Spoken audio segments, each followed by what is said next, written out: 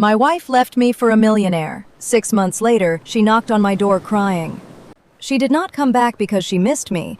She came back because his escape plan carried her name.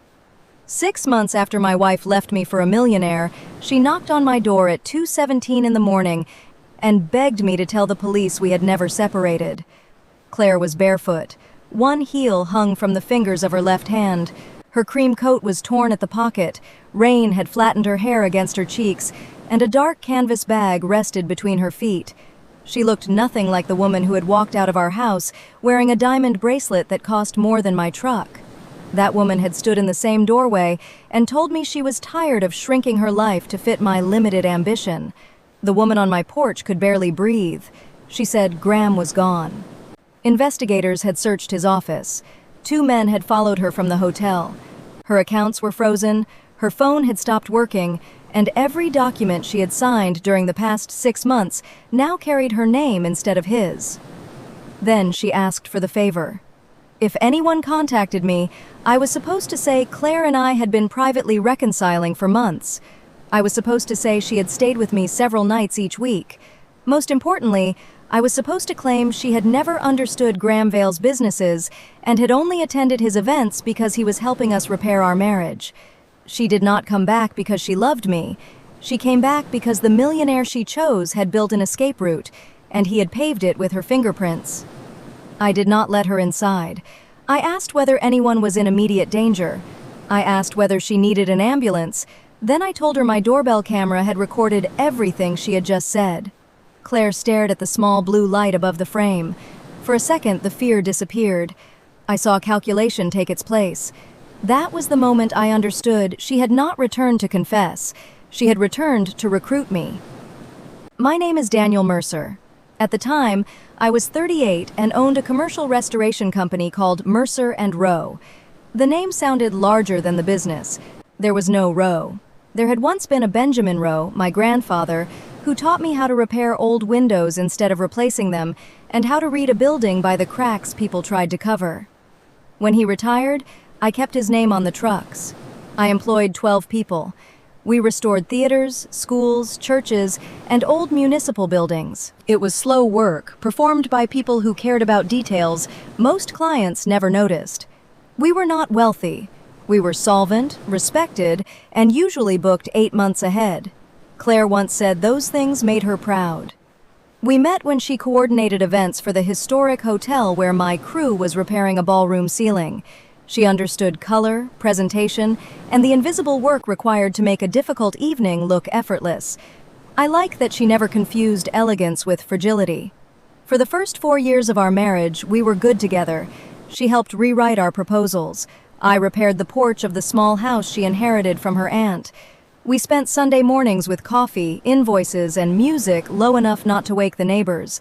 Success arrived slowly enough that neither of us recognized the moment it began dividing us. Claire left the hotel and started a consulting business for luxury events. Her clients owned lake houses and foundations. Their problems were solved with money, and they treated inconvenience like a moral failure. She began measuring our life against theirs. Our house became too small. My truck became embarrassing. The vacations we could pay for without debt became proof that I lacked imagination. I thought she was restless. I did not know she had already found the person she believed would solve it. Graham Vale entered our lives through the Bellwether Theater project. The city had selected my company to restore the theater's plasterwork and original wood doors. Graham's development firm owned the luxury tower planned for the block next door. He attended coordination meetings because his excavation schedule could affect our foundations. He was 46, polished, and famous in the local way that made restaurant managers appear before he reached the host stand. Business magazines described him as a self-made property visionary. Photographs showed him breaking ground, presenting checks, and standing beside buildings that seemed to turn sunlight into profit. Claire met him at the theater's donor reception. She told me afterward that he had listened to her ideas about reopening events more carefully than I ever did. I apologized. That became a pattern. Claire compared me to Graham. I worked harder. Claire became more distant. I assumed the fault was mine. Friday client dinners multiplied. Her phone stayed face down. She started showering the moment she came home. I noticed everything and investigated nothing. Trust can be a virtue. It can also be the name we give fear when we do not want an answer. The answer arrived on a Tuesday in January. Claire came home before dinner with 2 suitcases and Graham's black sedan waiting at the curb. She did not pretend there was no affair. She said it had begun emotionally and become physical 3 months earlier. She said Graham saw what she could become. He wanted her beside him in business and in life. He had offered her a position directing charitable partnerships for Vale Urban Group, an apartment in his tower, and a future that did not require her to apologize for wanting more. I remember the ordinary details better than her speech. 1 suitcase wheel clicked against the floor. Rainwater from Graham's car formed a dark crescent near our curb. The soup I had made continued simmering until it burned. Claire expected anger. I think she had prepared herself to feel brave while I became ugly. I asked whether she had used marital money for the affair. Her face changed. She said that question proved why leaving was necessary. Then she placed a separation agreement on the kitchen counter. Graham's attorney had prepared it. The document offered me the house, my business, and our joint savings in exchange for a quick divorce and a waiver of claims against anything Claire earned through Vale Urban Group. At first glance, it looked generous. My company was mine before the marriage. The house had been purchased with money from my grandfather and was titled separately. Our joint savings had fallen from $82,000 to $19,000. Claire was offering me things she could not easily take and asking me to ignore $63,000 that had disappeared. I did not sign. She called me greedy. Then she stepped close enough for me to smell the perfume Graham had bought her and said I would waste years repairing other people's buildings while she finally lived inside one worth remembering. The sedan carried her away. For the first hour, I stayed at the kitchen table because moving felt like agreeing that the scene had really happened. The soup burned down to a black ring in the pot. Claire's coffee mug was still beside the sink. Her gardening gloves were on the radiator. A dry cleaning ticket bearing her name sat beneath the fruit bowl. People imagine betrayal erases a shared life in one violent stroke. It does not. It leaves hundreds of ordinary objects behind, each one waiting to inform you that yesterday had been built on information you did not possess. At midnight, Graham's sedan returned without Claire.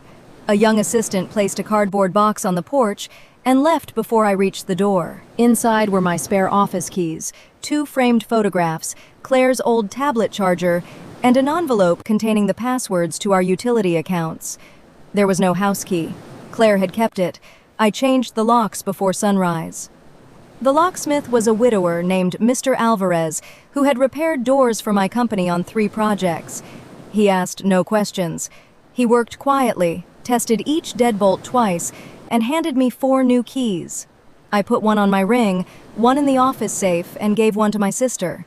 The 4th remained in its paper sleeve. For several weeks, I carried it in my coat pocket out of habit. Part of me still expected Claire to call after an argument with Graham and ask whether she could come home. I hated that part of myself. Priya did not.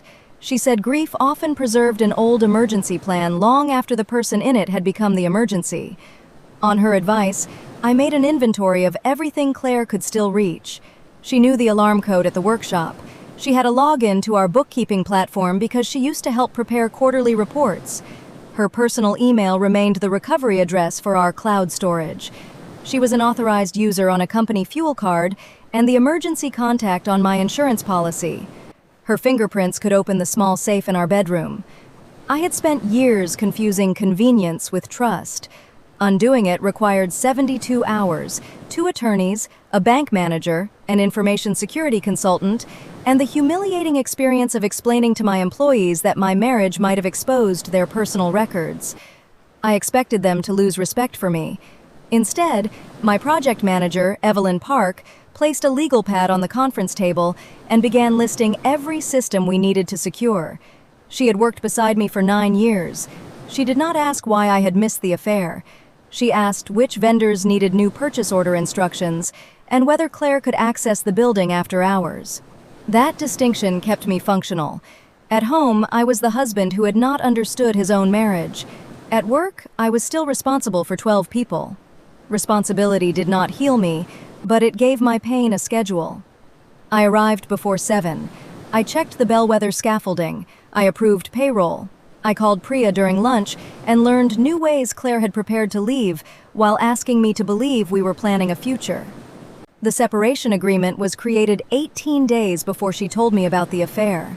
The apartment application in Graham's Tower was submitted 6 weeks before that. Claire had redirected business mail from Lark Advisory to a private mailbox in September. On the same afternoon, she texted me a photograph of paint samples for our bedroom and asked which color felt more permanent. That word stayed with me. Permanent. She had been designing her exit while inviting me to choose the color of the room I would sleep in alone. The missing $63,000 became easier to discuss than that message. Money moved in identifiable amounts. It left dates, routing numbers, and account names. Cruelty rarely documented itself so neatly. For 2 weeks, I barely slept. I did not chase her. I did not call Graham. I did not post photographs or send messages to her clients.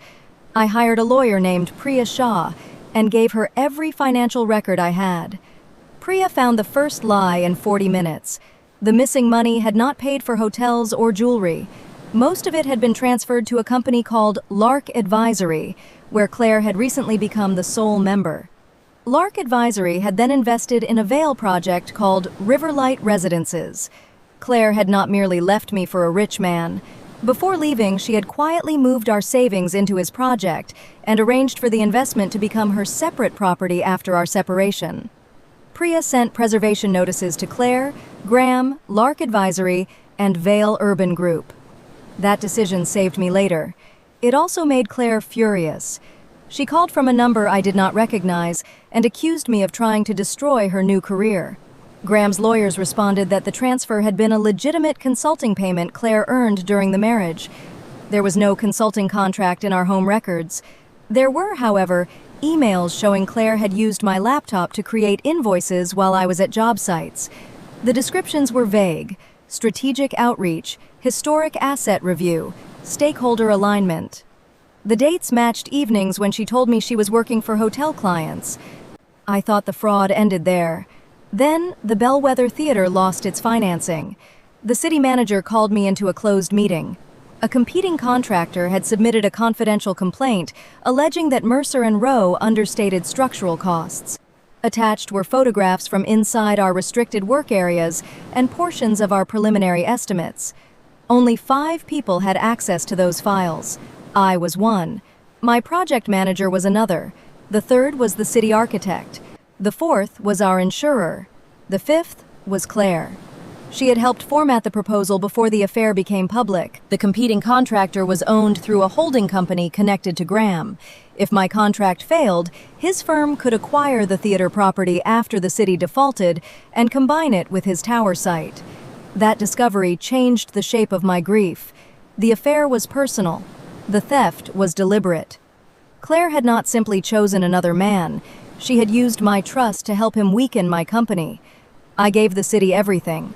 For 11 days, an independent auditor examined our estimates, payroll, purchase orders, and site records. My employees knew only that the contract was under review. I watched people with mortgages and children pretend not to be afraid.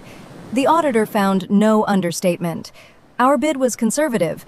The supposed missing structural costs belonged to a later phase that had not yet been authorized.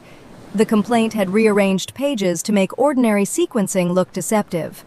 The city reinstated our contract. Reinstatement did not repair the damage immediately. The complaint had reached the local construction press before the audit ended. A supplier reduced our credit limit. 2 prospective clients postponed decisions. An architect who had recommended us for 15 years sent a careful email asking whether there was anything he needed to know. The polite wording hurt more than an accusation. Trust in our industry accumulated slowly and disappeared all at once. I asked the city for a public statement explaining what the auditor found. The city attorney resisted because the investigation was ongoing. Priya drafted language narrow enough to avoid interfering with it, and strong enough to say Mercer & Rowe had submitted accurate costs, maintained complete records, and cooperated fully. When the statement went online, Claire posted a quotation about powerful men using institutions to silence women. She did not name me. She did not need to. People who knew us understood whom she meant. People who did not know us supplied their own details. For 48 hours, our company page filled with comments from strangers. Some called me controlling. Others accused Claire of stealing. A few treated our divorce like entertainment and asked questions about our bedroom. I wanted to answer every lie. Evelyn stopped me. She said our work had survived a forensic audit. It did not need to wrestle with anonymous accounts. We posted the city's statement once and returned to the theater. Inside Bellwether, the sabotage had created practical consequences. The 11-day pause left a section of exposed plaster vulnerable to humidity. A custom mill delayed our order after hearing the contract might collapse. 4 temporary workers accepted other jobs because I could not promise their hours. We rebuilt the schedule without hiding the cost. I showed the city exactly what the false complaint had added and absorbed the portion our contingency could cover. The city approved the rest after the auditor confirmed the delay was not ours. That transparency became the opposite of everything Graham was doing. He treated uncertainty as something to conceal until another person's money could cover it. I treated it as a condition to document before it became structural damage. During the next month, the contrast began appearing in places I did not expect. A stone supplier called to warn me that Vale Urban Group was 60 days late on 3 accounts. An engineering consultant asked whether Graham had ever pressured me to sign a completion certificate before work was finished. A former Vale accountant requested a copy of our cease and desist letter because she had seen my logo in a board presentation. Each person possessed one fragment. None of us understood the whole picture yet. Priya built a chronology. She marked every transfer from our savings, every download from Claire's tablet, every revision to the investor packet, every city meeting, and every public statement from Vale Urban Group. The sequence showed that the attack on Bellwether began 2 days after I refused to sign the separation agreement. Graham had not targeted my company because it threatened Riverlight from the start. He targeted it because I would not release Claire's investment and waive my claim to the missing money. Claire knew the timing. Emails recovered from her old account showed Graham asking how much pressure I could tolerate before I became reasonable. Her answer was worse than his question. She wrote that my employees were my weak point, and that a threat to payroll would frighten me faster than a threat to my reputation. She was correct. That knowledge had once made her a good partner. She knew I measured success by whether the people working beside me could rely on Friday payroll. She handed that knowledge to Graham as leverage. When Priya showed me the email, I read it 3 times. Then I printed it and placed it in the Bellwether file. I did not keep it to torture myself. I kept it because the divorce had stopped being a disagreement about feelings. Every sentimental explanation Claire offered would now have to stand beside a dated record of what she had chosen to do. It also referred the document theft to law enforcement. I did not celebrate. I changed every password, hired a cybersecurity firm, and looked through access logs that made my marriage feel like a crime scene. Someone using Claire's old tablet had entered our cloud storage 27 times after she left. Files had been downloaded in batches. Estimates, vendor pricing, insurance certificates, employee lists, and photographs. The device connected from Graham's tower. Priya added the records to the divorce case and obtained an order preventing Claire from using or distributing company information. Claire responded through her lawyer. She claimed the tablet had remained in my house and that I was manufacturing access logs to punish her. The lie was bold because she had posted a photograph from Graham's apartment with the tablet visible on the table beside her. After that, I stopped wondering whether she would come to her senses. I focused on containing damage. My crew completed the first theater phase on time. We repaired the ceiling panels Graham's consultant said should be discarded. We found a local mill capable of matching the original oak. We trained 2 apprentices to restore brass hardware that had survived a century of careless paint. The work became the one place my life still made sense. Rot had a cause. Cracks followed pressure. A structure told the truth if you knew where to look. People were more inventive. The divorce moved slowly because Claire delayed financial disclosures. Her social media showed a fast new life. Charity galas, private flights, a white convertible, dinners on terraces above the city. Friends sent screenshots until I asked them to stop. Graham announced Claire as Chief Impact Officer for the Vale Foundation. A magazine profiled them beneath the headline, "Building a Better City Together." In one photograph, Claire wore the diamond bracelet she had displayed on the day she left. In another, she stood beside a scale model of Riverlight residences. The project that contained our missing savings had not broken ground. Its website still accepted investments. 3 months after Claire left, a subcontractor named Luis Ortega came to my workshop. His concrete company had worked on 2 Vale developments. He brought a folder of unpaid invoices and asked whether I knew where Graham was moving money. I did not. Luis explained that Vale projects were paying old invoices with deposits collected for new buildings. Subcontractors who complained were offered stakes in future developments instead of cash. Banks saw photographs of active sites, but some of the equipment belonged to other projects and was moved before inspections. He had contacted me because my company appeared in an investor packet for Riverlight. Mercer & Rowe was listed as the historic restoration partner. I had never agreed to work on Riverlight. The packet included my logo, photographs from Bellwether, and a statement describing our 20-year relationship with Vale Urban Group. I had known Graham for less than a year. Priya notified the State Securities Division and the city. We also sent a formal cease and desist letter. Vale's attorney called the inclusion a drafting error and removed the packet from the public site. But the preservation notice issued after Claire left meant earlier versions could not legally disappear. Somebody had been collecting money under my company's name. By the 5th month, the glamorous photographs stopped. The disappearance was gradual enough that anyone looking only at Claire's social media might have believed she and Graham were choosing privacy. The truth appeared in public records. Vale Urban Group placed emergency liens on 2 properties it had previously described as debt-free. Riverlight's construction loan missed a closing deadline. The charity foundation canceled a scholarship banquet 3 days before the event, citing a scheduling conflict, while vendors privately said their deposits had bounced. Graham continued speaking at business lunches about resilience. Claire stood beside him and applauded. Behind the photographs, she was taking on new titles. Lark Advisory became the managing member of Riverlight Outreach. Riverlight Outreach assumed a service contract from Vale Community Holdings. Vale Community Holdings guaranteed a loan secured by deposits from a project that had not received zoning approval. Each change moved one obligation farther from Graham and one signature closer to Claire. Priya explained the structure using 3 sheets of paper and a row of coffee cups. By the end, every cup representing an asset sat near Graham. Every cup representing a promise sat near Claire. I asked whether she understood what she was signing. Priya said understanding could affect the kind of defense Claire raised, but it would not change the ink. That answer forced me to confront an uncomfortable possibility. Claire might be both manipulated and responsible. Graham had decades of experience turning charm into access.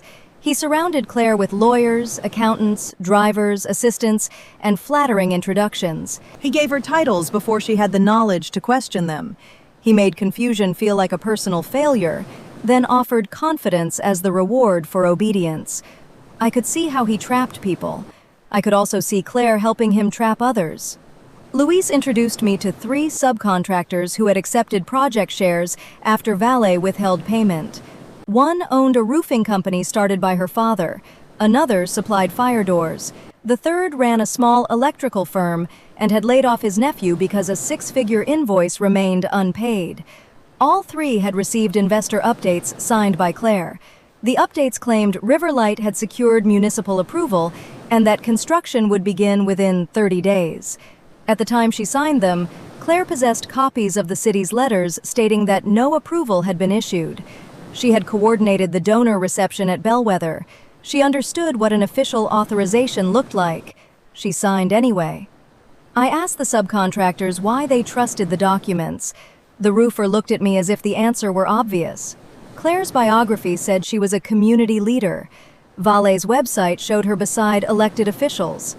The packet used photographs from my project and described my company as a partner. Fraud rarely asks strangers to trust a blank page.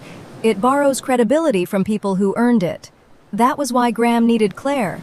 It was also why Claire had needed me. For years, she had introduced herself as the wife of a craftsman who preserved the city's landmarks.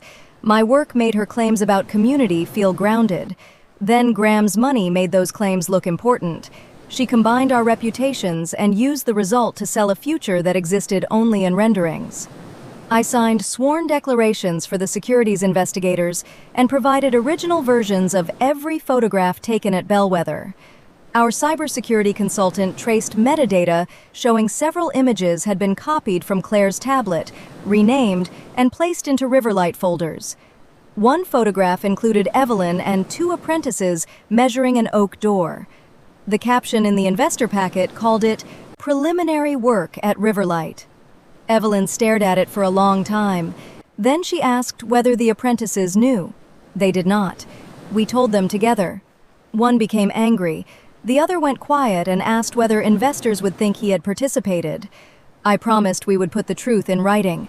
That evening, I realized Claire had not stolen only files. She had taken moments when my employees were doing honest work and converted them into evidence of a lie. I stopped thinking of the case as a private disaster after that. Riverlight delayed construction again. Graham sold the white convertible. Vale Urban Group closed 2 satellite offices and described the decision as strategic consolidation. Claire's lawyer withdrew from the divorce over unpaid fees. She sent Priya an email asking whether we could settle privately. Her proposal required me to release all claims against Lark Advisory, withdraw the trade secret complaint, and confirm that she had never acted on Graham's behalf while we were married. In exchange, she would let me keep the house she did not own and the company she had tried to undermine. I declined. 3 weeks later, she appeared on my porch. Rain ran from the edge of the roof between us. Claire said Graham had left that afternoon on a private aircraft. He told his staff he was meeting lenders in Toronto. The flight plan went south instead.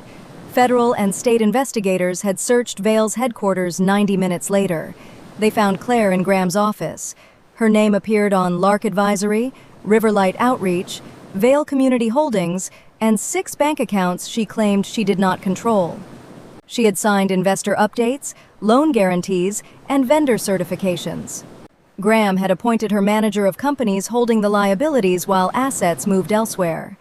He had left her a note. It said she knew the vision and could explain everything.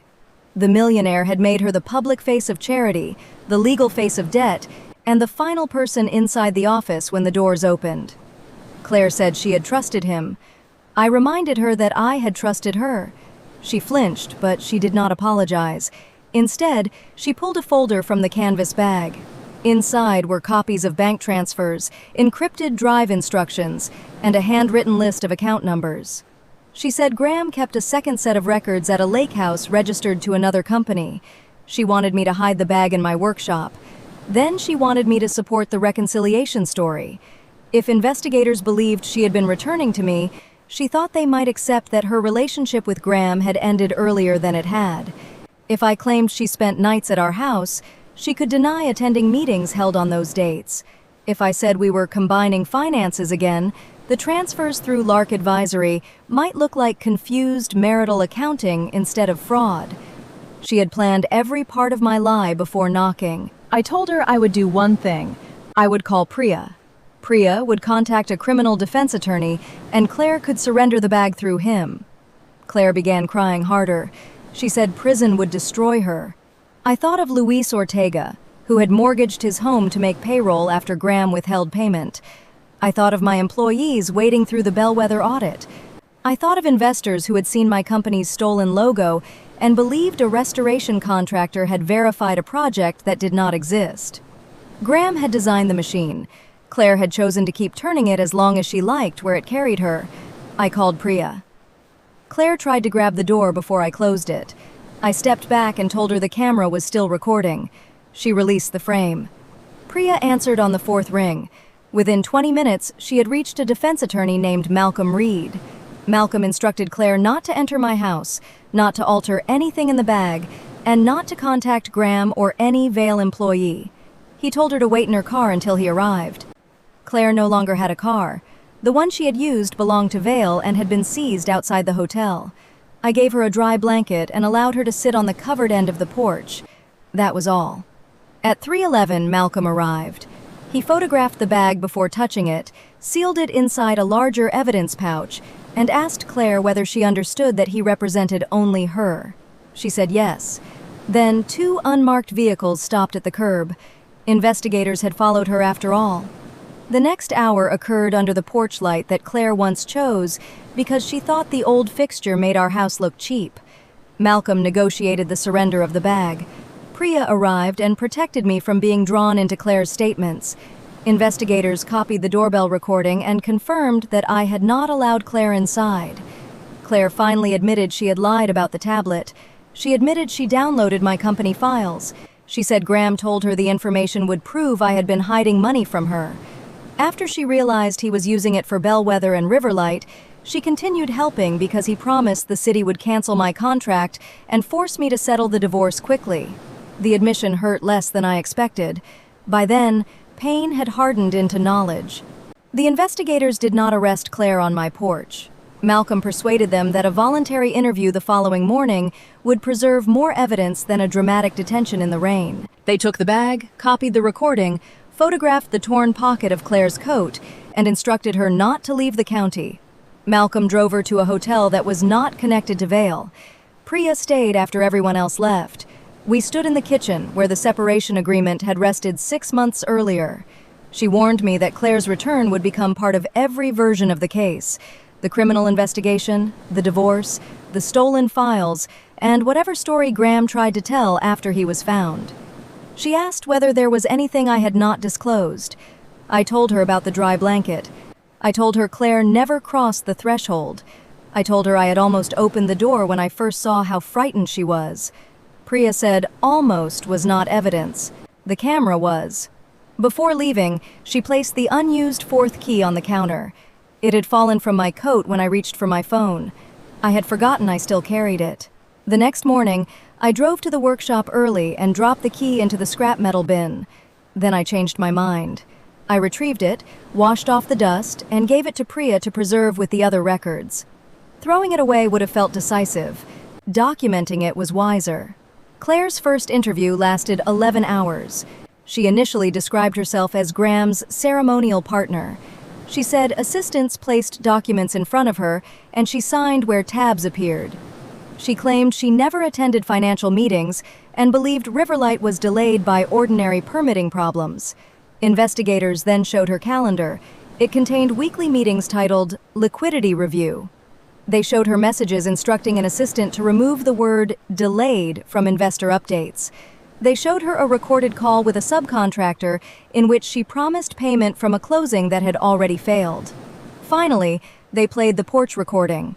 Her request for a false reconciliation destroyed the idea that she had remained unaware until the search. She had understood enough to construct an alibi before asking for a lawyer. After that, Claire began providing passwords. She identified a storage unit where Graham kept old phones.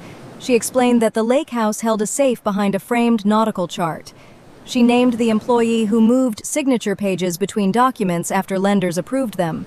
She also revealed that Graham maintained 2 versions of a private spreadsheet. The first showed investors. The second showed whose deposit would be used to quiet which creditor. Forensic accountants called it a waterfall. Louise called it theft with columns. My role should have ended after I surrendered records, but Graham's defense tried to make me the hidden architect. His attorneys suggested Mercer and Rowe had created inflated restoration estimates and used Claire to attract investors. They claimed Graham discovered the misconduct, began helping Claire leave an abusive marriage, and became the target of my retaliation. The theory was offensive. It was also predictable. A person who built his fortune by rearranging liabilities would naturally try to rearrange blame. The Bellwether audit stopped him. So did the preservation notices Priya sent before we knew how large the fraud was. Server copies showed the Riverlight packet used our documents months after their creation and changed them from inside Vale's network. Bank records showed our savings entering the project, not leaving it.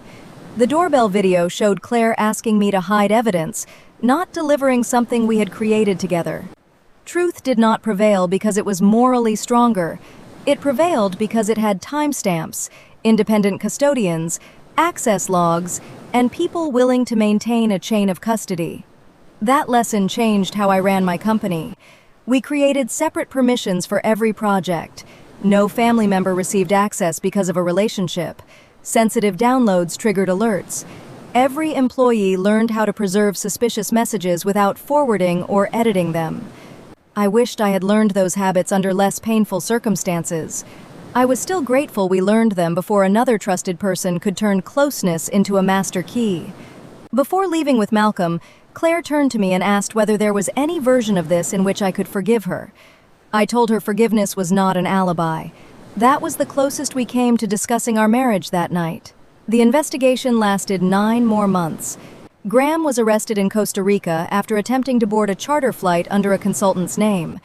By then, forensic accountants had traced more than $40 million through a chain of unfinished developments, charitable entities, and private accounts. His net worth had been mostly repetition. The same properties supported multiple loans. New investor deposits paid old obligations. Luxury cars were leased through project companies. The private aircraft belonged to a lender. Even the tower apartment where Claire lived was a staged model owned by Riverlight investors. Graham had not possessed the life Claire chose. He had possessed temporary access to it. Claire became the government's most useful witness because of the records in the canvas bag. Useful did not mean innocent. Emails showed she knew subcontractors were unpaid. She created presentations that moved projected revenue forward by years. She signed a letter claiming Mercer & Rowe had verified preservation tax credits, even after receiving our cease and desist notice. Most damaging, she had used our stolen files to make Riverlight appear construction-ready. Her lawyer negotiated a plea to conspiracy, unauthorized computer access, and making false statements to investors. She avoided a long prison sentence by surrendering evidence, testifying against Graham, and helping recover assets. The judge ordered 10 months in a federal facility, followed by supervised release and restitution. At sentencing, Claire's attorney asked me whether I would provide a statement about the years before Graham. He did not ask me to excuse her conduct. He wanted the judge to know she had once helped raise money for a children's clinic, organized meals after my grandfather died, and spent nights beside me repairing proposals when our business was small. Those facts were true. So were the stolen files, false certifications, and attempt to recruit me into an alibi. I wrote the statement. I refused to let either the best or worst period of our marriage erase the other. I explained that Claire was not born dishonest and was not powerless. She made a chain of decisions, some under Graham's influence and many for her own benefit. I asked the court to consider her cooperation without calling it innocence. Priya read the statement twice before sending it. Claire later said it was the first description of her she recognized. I did not write it for her recognition. I wrote it because I had spent 6 months living inside stories designed by other people. Claire's story said I was too small for her ambition. Graham's story said money proved competence. The investor packet said photographs proved construction. His defense said my anger created the evidence. I wanted one document in the case that did not exaggerate anything. The courtroom was smaller than I expected. Luis sat behind me with 2 other subcontractors. Evelyn sat on my right. Claire's mother sat across the aisle and did not look in my direction. When Claire entered, she wore a plain navy dress and no jewelry. For a moment, I remembered the woman who painted our first kitchen cabinets with me and laughed when we chose the wrong shade. Memory did not ask permission from judgment. It simply arrived. The prosecutor described Claire as an essential witness who had also been an essential participant. Her attorney described the speed with which Graham isolated her from independent advice. The judge described the point at which confusion became deliberate blindness. That phrase stayed with me. Deliberate blindness. Claire had not needed to understand every account to know people were being hurt. She needed only to stop asking questions whenever the answer threatened the life she wanted. The sentence reflected both truths. She would go to prison. She would also have a life after it. I felt no triumph when the marshal led her away. Revenge stories often promise a clean, emotional payment at the end. Court did not give me one. It gave victims a record, creditors a process, and Claire a consequence with dates attached. That was enough.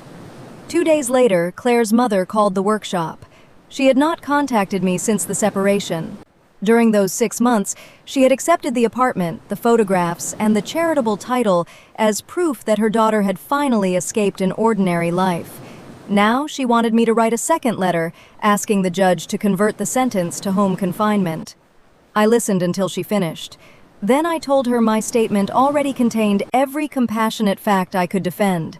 She said Claire had made one terrible mistake. I looked at the chronology on my desk. It covered 32 pages. The first transfer, the fake invoices, the stolen files, the false complaint, the investor updates, the signatures, the unpaid subcontractors, the proposed alibi. Calling that sequence one mistake would have erased every moment when Claire could have stopped. I declined without arguing. Her mother began to cry. For 6 months, tears had arrived whenever someone wanted me to carry a consequence I did not create. I did not become cruel. I gave her Malcolm's office number, reminded her that Claire could receive approved letters, and ended the call. Afterward, I wondered whether boundaries were supposed to feel stronger than they did. Mine felt exhausted. They still held. That afternoon, I visited Bellwether and climbed the scaffold to inspect a repaired section of ceiling. The apprentices had aligned the decorative ribs perfectly, but one patch was a shade lighter because the surrounding plaster had absorbed a century of smoke. The difference would soften with time. Evelyn asked whether we should tint it to look older immediately. I said no. Imitating age would only hide the repair. We documented the new material and left it honest. The choice seemed small, but it clarified something for me. Restoration was not the art of pretending damage never occurred. It was the discipline of making a structure safe without falsifying its history. I could not remove Claire from my past. I could not make our good years fraudulent just because the ending was. I also could not paint over what she had done, so the marriage looked less broken from a distance. The record had to remain complete. Several months into Claire's sentence, the receiver held a meeting for creditors in the Old Vale Conference Center. The room still carried Graham's branding. Photographs of glass towers covered the walls, though 3 of those towers had never been built. Subcontractors sat beside retirees, small investors, former employees, and representatives from 2 banks. The receiver explained which assets could be sold, which claims had priority, and why many people would recover only part of what they had lost. No speech could make the arithmetic fair. Luis received less than half his oldest invoice. The roofer recovered enough to avoid selling her equipment. An elderly couple who invested retirement savings in Riverlight would never be made whole. Claire's cooperation improved those numbers, but it did not transform them. That was the difference between helping repair damage and undoing it. At the end of the meeting, the receiver removed my company's photographs from the wall and returned them to me in a folder. I took them back to the workshop. The apprentices asked whether I wanted the images destroyed. I did not. We mounted the original Bellwether photograph beside the completed door and added the correct date, project, and names of every person shown. Graham and Claire had used that image as borrowed credibility. Restoring its context felt like recovering a small piece of ownership. Some people thought the sentence was too light. Others thought Graham had manipulated her and that she had already suffered enough. I stopped measuring her punishment. Her sentence could not return the months my employees spent afraid of losing their jobs. It could not restore the savings she moved or remove our name from every fraudulent document. What mattered was repair. The receivers recovered most of the $63,000 Claire transferred from our joint account. My share went into an employee emergency fund. The city awarded Mercer and Rowe the second phase of Bellwether after the criminal case confirmed our records had been stolen. Luis Ortega's company received part of its unpaid balance from seized Vale assets. It was not everything, but it kept his crews working. The theater reopened 14 months after Claire knocked on my door. On opening night, I stood beneath the ceiling my team had restored and watched people photograph details Graham once called too old to save. Our apprentices sat in the front row. My grandfather's name appeared in small letters on the restoration plaque beside mine, and the names of every crew member. No millionaire rescued us. No sudden fortune transformed my life. We survived because records existed, because skilled people refused to cut corners, and because several frightened witnesses eventually told the truth. My divorce became final while Claire was serving her sentence. Priya arranged it without a courtroom confrontation. Claire relinquished claims to the house and business, accepted responsibility for the missing funds, and transferred her remaining interest in Lark Advisory to the receiver. She sent me one letter. I almost returned it unread. Instead, I opened it in Priya's office. Claire wrote that she had spent years believing wealth was proof of courage. She mistook my caution for fear because Graham made recklessness look like confidence. She said every lie became easier after the first, because admitting one would have required looking back at everything she had sacrificed to maintain it. She did not ask me to wait. She did not ask me to forgive her. At the end, she wrote that the worst moment of her life was not when investigators entered Graham's office. It was when she stood on our porch and realized she was still trying to use me. I believed that sentence. Believing it did not change my decision. After her release, she moved to another state and began making restitution payments from an administrative job. Once a year, I received a formal notice confirming the amount. We never spoke again. People who heard a shortened version of the story often asked what I would have done if Claire had returned before everything collapsed. They imagined a different midnight knock. In their version, she realizes the millionaire is shallow, remembers the dependable husband, and comes home humbled but still beautiful. The husband either closes the door for revenge or opens it because love wins. That was never my choice. Claire did not leave because Graham had more money. She left because she believed people were valuable only when they could elevate her. Graham simply offered the highest-looking platform. When it collapsed, she did not initially seek truth. She sought another person willing to carry her weight. The important thing I did that night was not refusing to take back a woman who had betrayed me. It was refusing to become part of her next lie. 2 years after Bellwether reopened, Mercer and Rowe moved into a larger workshop. I kept our old building and converted half of it into a training space. We began offering paid apprenticeships in restoration work with guaranteed hours and certification support. On the first morning, a 19-year-old apprentice asked why we repaired damaged wood instead of replacing it. I showed him an old theater door scarred by a century of use. Damage, I explained, did not automatically make something worthless, but restoration required honesty. You had to remove what was rotten, identify what could still carry weight, and accept that some pieces could not remain part of the structure. He thought I was talking about the door. I was. I was also talking about the house where I still lived, the company that survived, the marriage that did not, and the woman who once returned in the rain expecting me to save her with a lie. 6 months after Claire left me for a millionaire, she returned crying. I gave her neither revenge nor an alibi. I gave her the truth, and finally gave myself the same.